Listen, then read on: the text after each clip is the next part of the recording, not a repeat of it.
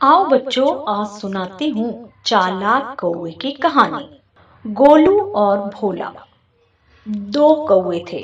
दोनों आपस में बहुत अच्छे दोस्त थे।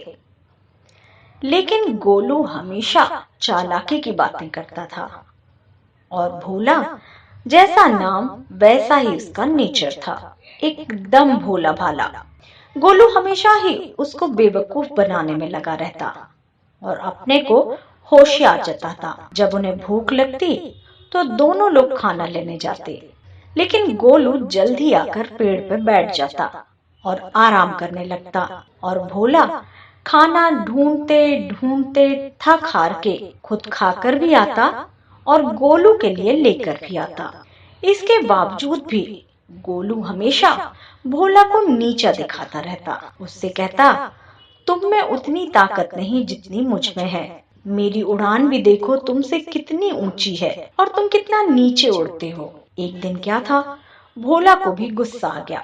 उसने कहा, चलो गोलू, आज हम दोनों आजमा ही लेते हैं कि हम में से ज्यादा ताकत किसके पास है। गोलू, जैसा कि नेचर से ही चालाक था, उसने फिर चालाकी की। उसने एक पोटली में रुई के गोले बांधे और दूसरी पोटली में नमक। रुई के गोले वाली पोटली उसने खुद ली और नमक की भरी पोटली दे दी भोला को और फिर कहा, चलो अब हम दोनों उड़ान भरते हैं और देखते हैं कि आखिर ऊंचाई तक और देर तक कौन उड़ान भर सकता है। भोला की झोली में नमक था, इसलिए वो बेचारा धीरे धीरे और थोड़ा नीचे उड़ान भर रहा था। लेकिन गोलू, क्योंकि रुई के गोले रखे था, उसकी पोटली काफी हल्की थी। वो काफी ऊपर ऊपर आसमान में उड़ान भर रहा था। भोला का मन थोड़ा मायूस हो गया।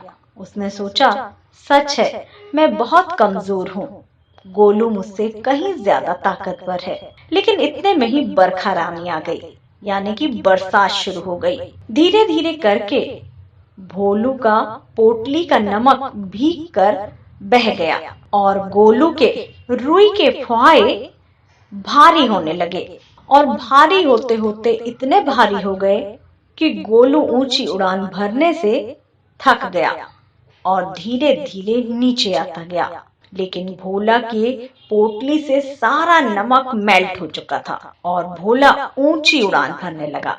आखिर में थक हार कर गोलू नीचे आकर बैठ गया। थोड़ी देर बाद भोला भी नीचे आ गया। भोला ने गोलू से कहा कि क्यों गोलू, तुमने इस समय भी चालाकी दिखाई।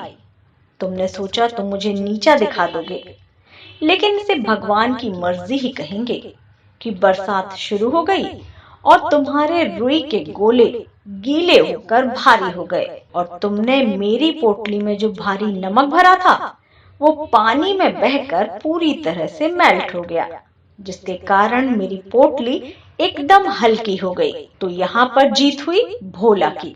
इसीलिए कहते हैं बच्चों कि चाहे दोस्ती हो या रिश्तेदारी, चालाकी आपस में कभी नहीं दिखानी चाहिए और हमेशा एक दूसरे का ध्यान रखकर एक दूसरे के साथ रहना चाहिए।